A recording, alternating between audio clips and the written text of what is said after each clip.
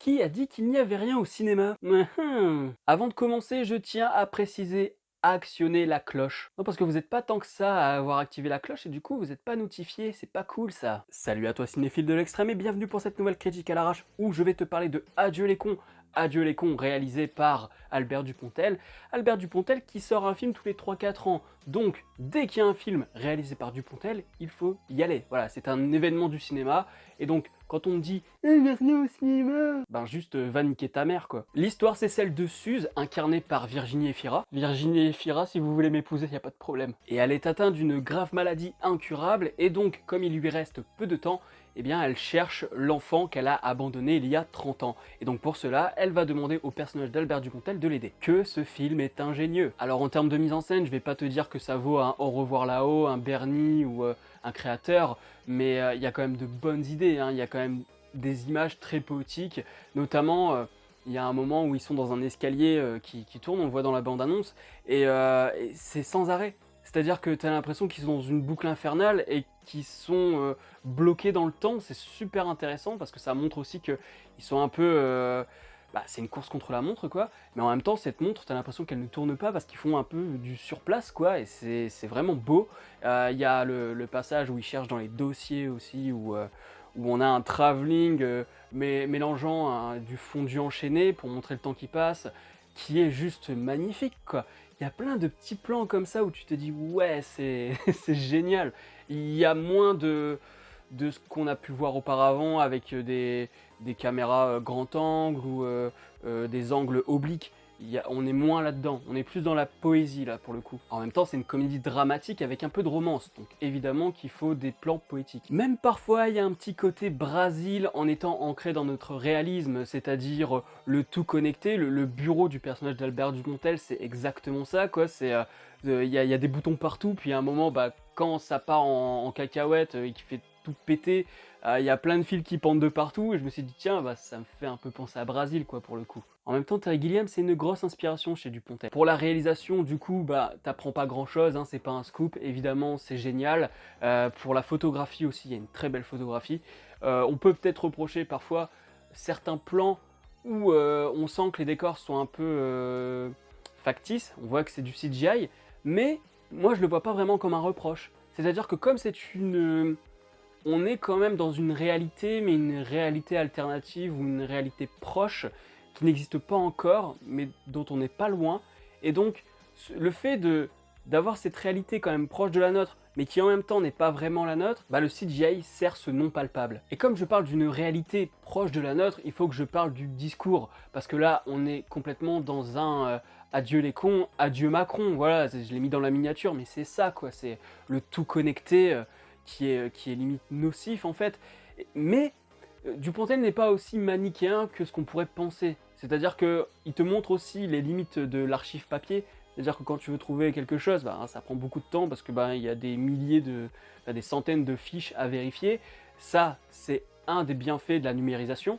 Mais il y a cette idée de te dire, la numérisation, il n'y a pas que du bon parce que justement, elle va te poursuivre. Tu vas savoir tout à partir de la numérisation. Un simple numéro de téléphone, bim.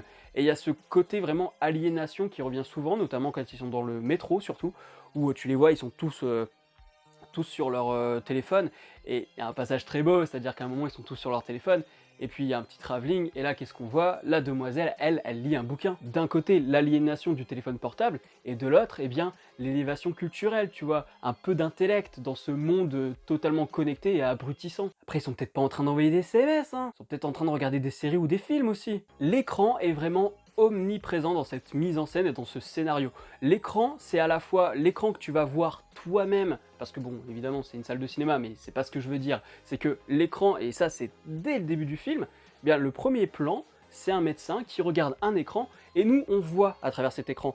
Donc on est au même niveau que lui, c'est-à-dire que l'écran est là face à nous, et il y a quelque chose d'intéressant avec cet écran, c'est que, eh bien, il crée une paroi entre le film et nous.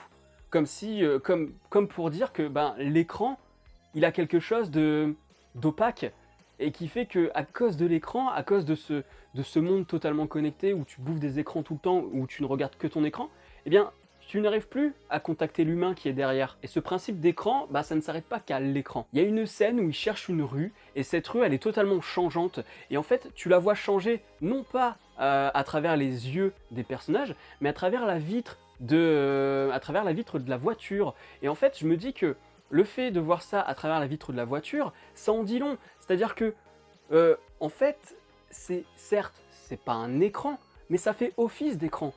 Comme si, en fait, ben, ce truc tout connecté, ben, ça a mené à l'évolution constante, enfin évolution, je vais plutôt parler de transformation. Et donc on voit la transformation de la ville à travers ce semblant d'écran, à travers cette vitre, comme pour dire que, là encore, la technologie, le tout connecté, eh bien on en arrive à des grands immeubles, à des grands industriels, des hypermarchés, tout ça, les petits cafés, les petites supérettes, tout ça, tu oublies, c'est fini le côté d'humain à humain.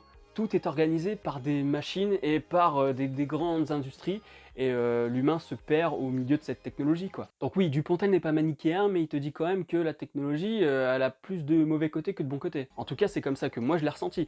Mais certaines personnes peuvent le ressentir autrement. C'est-à-dire que Albert Dupontel, il arrive quand même à retrouver le gamin grâce à la technologie. Donc qu'est-ce qu'il faut en déduire? Est-ce qu'il faut en déduire que bah, la technologie a du bon parce que tu peux retrouver ton gosse? Ou est-ce qu'il faut juger que c'est nocif parce que tu peux pister n'importe qui? Dupontel t'amène à réfléchir. Après, au-delà du discours, ce qui est intéressant dans l'écriture aussi, c'est que Dupontel est un génie à ce niveau-là. Il arrive à prendre tout à contre-pied. Il va y avoir un moment dramatique où il va te prendre à contre-pied parce qu'il va te balancer une vanne, ou au contraire une vanne qui vient être plombée par du drame. Il y a toujours ce truc où Dupontel joue avec toi et toi tu joues avec lui et tu te dis ok, là je sens qu'il va y avoir une chute. Et parfois il n'y a pas de chute. Ou alors au contraire, tu t'attends pas à ce qu'il y ait une chute et bam, il y a une chute. Donc là-dessus aussi c'est très drôle dans l'écriture. Il y a des choses qui moi m'ont fait rire. Dans la salle, je sais pas pourquoi les gens n'ont pas ri. Peut-être que je suis un peu plus cynique que la moyenne, je ne sais pas. Et donc oui, Albert Dupontel a encore fait un film qu'il faut voir. Si j'ai une note à lui donner sur Captain Watch, ce sera génial.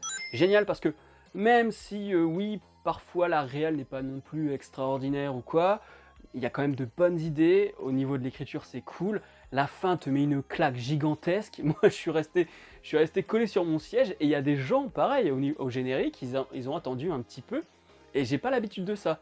J'ai plutôt l'habitude de voir des gens qui se lèvent dès que le film est fini, et là, bah, il y a des gens qui ont essayé de digérer un petit peu, tu vois, pendant le générique.